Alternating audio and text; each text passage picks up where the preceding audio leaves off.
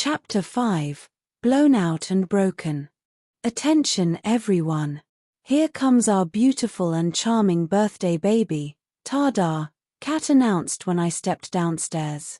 The living room was beautifully decorated, filled with the warmth of neighbors, friends, and a few relatives who had already arrived. Kat had truly outdone herself this time. She handled everything: my hair, makeup, and dress. My long hair was side-braided with delicate beads, complemented by the stunning masterpiece necklace, a pair of elegant single-stone studs, a dainty bracelet, and a flowing, plain gown adorned with intricate embellishments on one sleeve. When I stood in front of the mirror, I barely recognized the person staring back at me. At the bottom of the stairs, Kat stood waiting for me, and I instinctively reached for her hand. After the cake-cutting ceremony, a flurry of hands greeted me, each delivering a gift with warm smiles. The room buzzed with laughter and chatter, and everyone seemed to be enjoying the party. Yet, amidst the joy, I felt a hollow ache. My heart was searching for something, or perhaps, for someone. Seeing my face, Kat whispered in my ears, "Missing him, I guess?" "What?" "Yes, of course," I replied, distracted from my thoughts. "Yeah. I know that, right? Enjoy the party, Saf." She danced and stalked away. I settled into a corner table, quietly sipping my Coke, trying to gather my thoughts. Suddenly, Rima's voice bellowed from behind, "Safi." The unexpected shout jolted me, and in my shock, my fingers slipped. The glass tipped, spilling the drink and splattering droplets onto my gown. "Oh. Sorry, I'm so sorry." Rima apologized, her voice laced with guilt. "It's fine, really." "Leave it," I replied, trying to downplay the situation as I dabbed at the dark stain on my gown. "How are you?" "I'm good. But seriously, I'm so sorry," she said, looking visibly upset. "It's okay," I reassured her with a small smile. "I just need to go to the washroom." "Excuse me." I hurried to the kitchen basin, carefully washing out the stain before drying it with the hairdryer. Thankfully, the gown was unharmed. Breathing a sigh of relief, I decided against returning to the bustling hall, which had thinned out slightly. Instead, I made my way to the back door for a moment of quiet. I stood near the pool, mesmerized by the serene beauty of the moon's reflection shimmering on the water. The tranquility was short-lived, as a shadow loomed behind me. Before I could react, a hand clamped over my mouth, silencing me, gentle yet firm. My panic dissolved, and my body, almost instinctively, obeyed, letting him guide me with ease. He led me into the garden. Once there, I turned, ready to confront my captor with a broad smile. "Oh, how did you find me?" "I thought you'll give a great struggle," Kris said to me with confusion. "Honestly, I thought about it," I said softly, my voice barely above a whisper. "But I couldn't bear the thought of causing you even the slightest pain. I'm already yours, why should I put up a fight?" "Love you," he stepped towards me. "Love you more." I took one step towards him. "Stop. Close your eyes." He held his hands against me. "But why?" I demanded. "Because I said so," he shrugged, a playful smirk on his lips. I closed my eyes, standing still as his words hung in the air. "Now, open it," he said, dropping to one knee and holding out a small box. "Will you marry me?" I was flattered, completely stunned, and at a loss for words, lost in forgotten languages. After a moment of silence, he added, "After a year." I finally laughed by breaking the tension. "Yes. Yes, of course. But why wait a whole year?" "Simple," he replied, slipping the ring onto my finger. "You'll be 18 by this time next year." I gazed at the ring, its oceanic blue gleaming in the moonlight. "It's perfect," I whispered, admiring its beauty as it sparkled in my fingers. "The ring once belonged to my mother," he said, his voice softening. "It turns colorless in the daylight but changes hues at night. It was green when my mother wore it. I'm not sure when it turned blue, but it's been untouched for years." He paused, his gaze shifting from the ring to meet mine. "Anyway, happy birthday." Overcome with emotion, I wrapped my arms around him, pulling him close. "How do I look?" I asked him, spreading my gown. Let me see." He moved away a little back to have a glance at me. "Angel from heaven. Maybe God blessed you today with more beauty.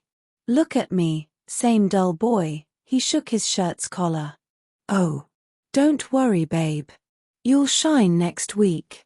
I have already chosen you a gift." I moved to him and whispered in his ears. "And what is that?" he asked with anticipation. "Secret," I smiled. "Anyhow, you are the best gift ever." He wrapped my hip and pulled me closer. "Hey, mister, your birthday is next week," but he didn't hear my words. "Look at you. Wow.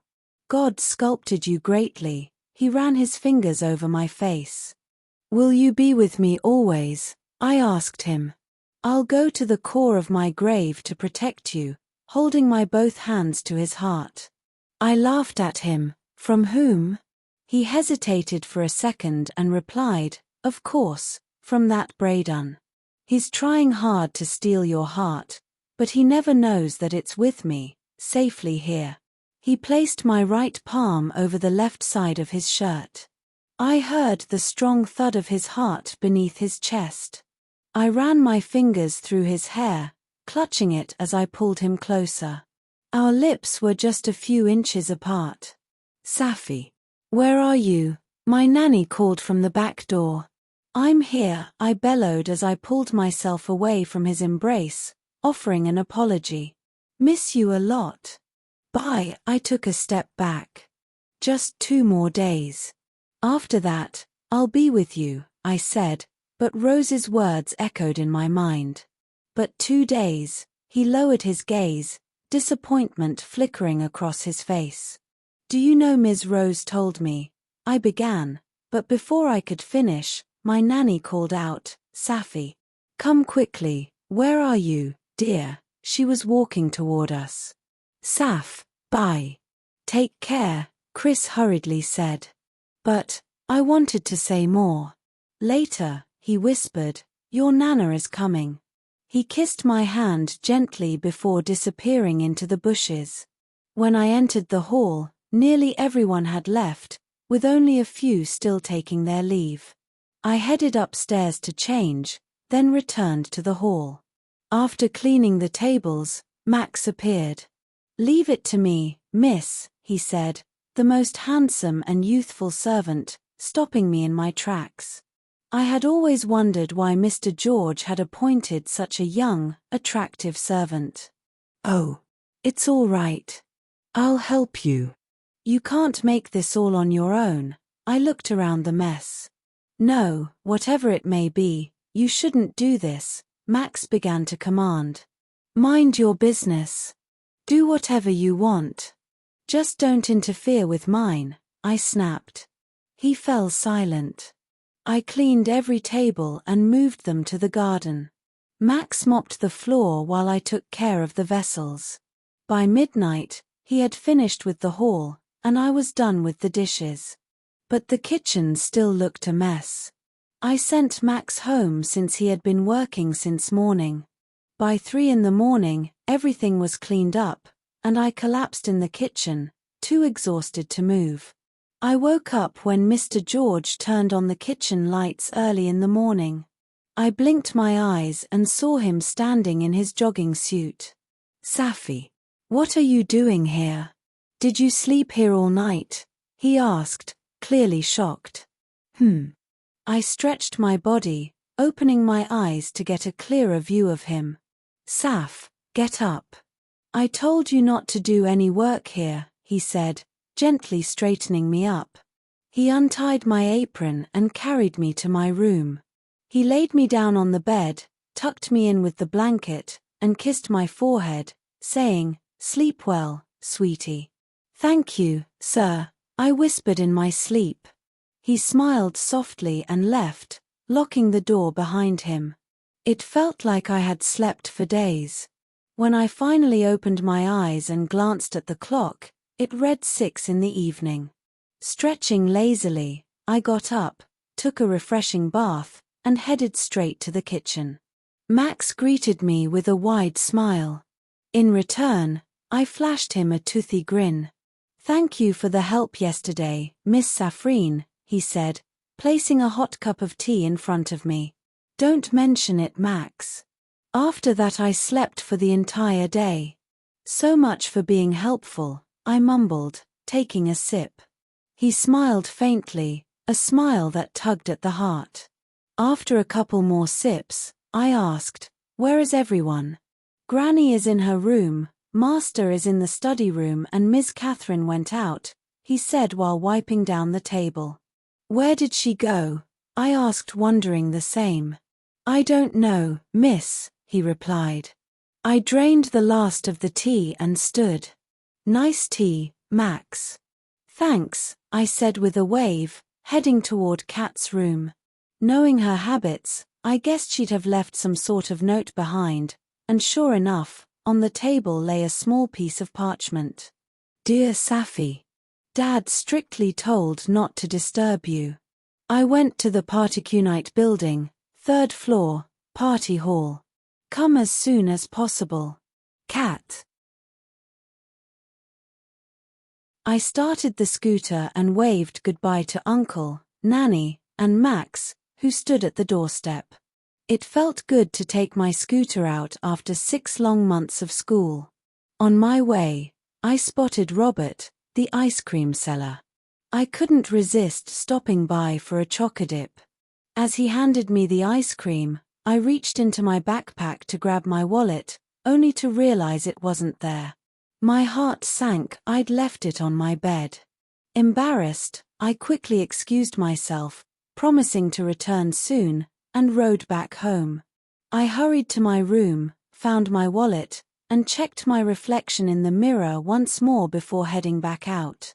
But as I crossed Nana's room, I heard Mr. George's voice. "No. She's mature enough to understand all this." His voice was sharp, almost angry, and it startled me. I froze. Mr. George was always calm and composed. I had never seen him lose control before. Curious and uneasy, I stepped closer to the door.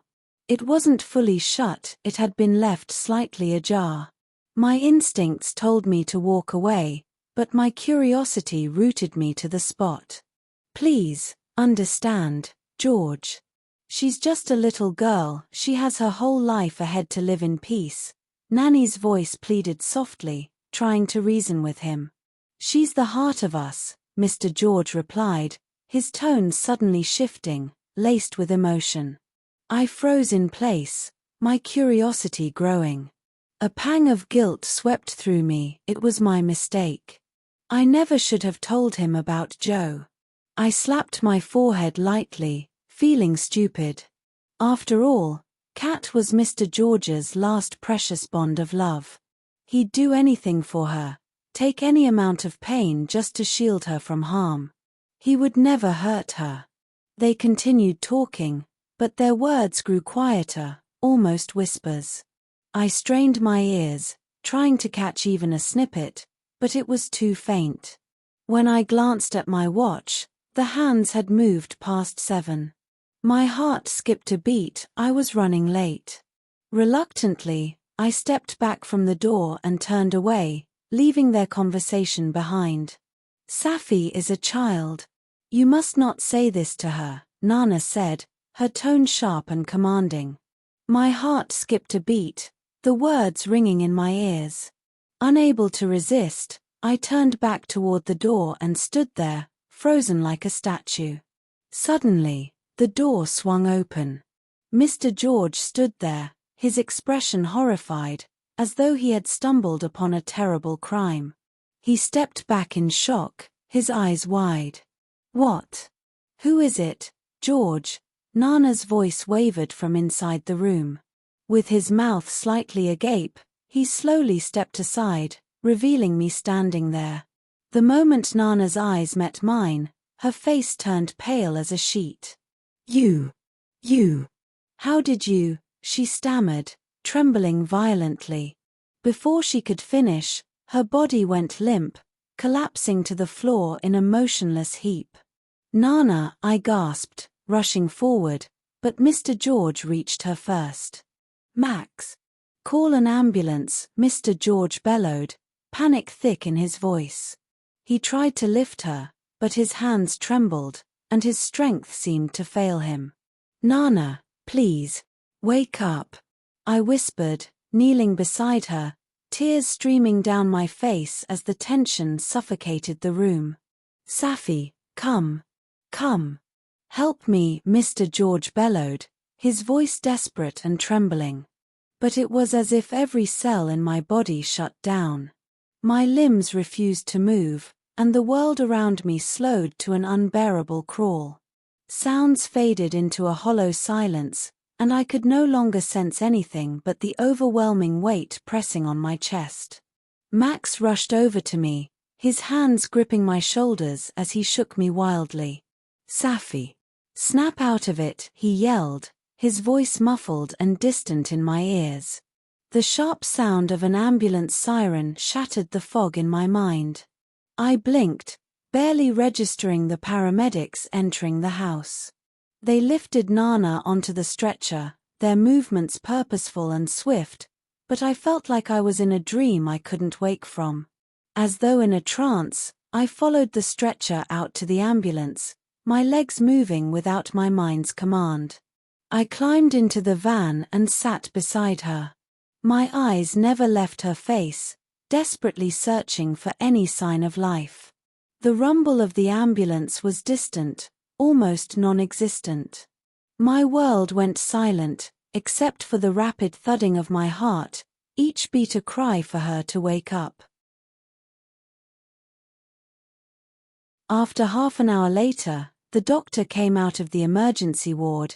Is she all right? Mr. George inquired. I sat outside the ward for a half an hour watching every scene which made no sense. Just a mild attack. Nothing more. But you must be careful hereafter not to let anything serious happen to her, the doctor advised, his tone calm but firm. Sure, doctor. Thank you so much, Mr. George nodded, and the doctor patted his shoulder before walking away. The doctor's words pulled me back to reality, snapping me out of the haze. I looked up at Mr. George, who had taken a seat next to me. What's this all about? I asked quietly, my eyes dropping back to the floor, unable to meet his. It's nothing, he stammered, his hands fidgeting as beads of sweat formed on his forehead. Please, uncle, I need to know. If it was nothing, then she wouldn't be lying in there, I said, gesturing toward the emergency room. My voice wavered, but I held firm. Besides, I heard your conversation. At that, I raised my face to look at him directly, my expression demanding answers he seemed unwilling to give. I shouldn't tell you. You are not old enough. I'm strong enough. You yourself argued this with Nanny. I paused, searching his face, but he only shook his head in silence. I said I heard you. This is all about me, isn't it? Please, my voice cracked, then I have every right to know, don't I? I clutched his hand tightly, as if holding on would keep the truth from slipping away. He stared at me, his lips parting as if to speak, but no words came. Instead, he nodded slowly, and warm tears slid down his cheeks, falling onto my hands. Centuries upon centuries ago, at the dawn of humankind's existence, we were not as we are today. Back then, we were the most powerful beings to walk this world, masters of water, earth, and all things green. We were the guardians of life and the rulers of its balance, bending the elements to our will, while the lesser creatures bowed to us in reverence. But as the universal law dictates, where there is light, darkness too must dwell.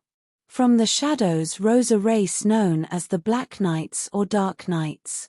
They were our opposites in every sense, wielding a power born from the void, destructive, corruptive, and insatiable. Fearful of their rise, we subdued them, stripping their strength and binding them to servitude. For a time, balance was restored, and their rebellion seemed but a whisper of a forgotten threat. But the shadows are patient, and so were they. Slowly, their defiance grew, their strength rekindled, and they began to protest against their chains. And then, in one fateful moment, they awakened, shaking the foundations of our rule.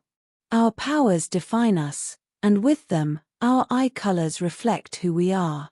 Blue signifies mastery over water, the Coventinans. Green represents the guardians of the greens, the Gadinas. Brown belongs to those who wield the strength of the earth, the Tuwas. And black marks the Dark Knights, those who dwell in shadows. These powers, however, remain dormant until the age of 18. It is then, during the reborn ceremony, that our true potential awakens. Until that moment, the life we live is but a preparation, much like a baby in the womb awaiting its birth. At the ceremony, only 50% of our powers come alive, the other half remains locked, bound to our soul mate. This bond is unique, we carry the power of our soulmate, but it is not ours to use. It serves as a reminder of the connection we must seek. Until the age of 18, we even share their eye color, a guide to help us find them.